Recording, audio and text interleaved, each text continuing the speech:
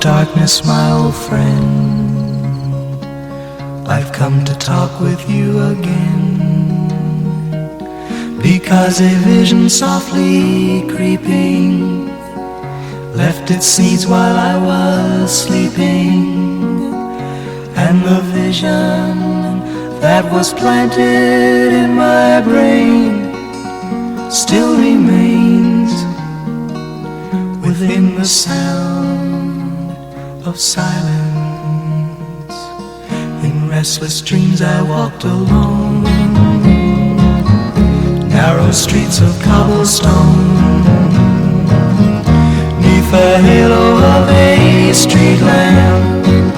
I turned my collar to the cold and damp, when my eyes were stabbed by the flash of a neon light that split the night and touched the sound of silence. And in the naked light I saw 10,000 people, maybe more, people talking without speaking, people hearing without listening, people writing songs that voices never shared. No one dared disturb the sound of silence.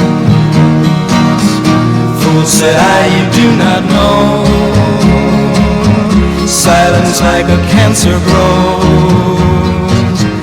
Hear my words that I might teach you, take my arms that I might reach you, but my words like silent raindrops fell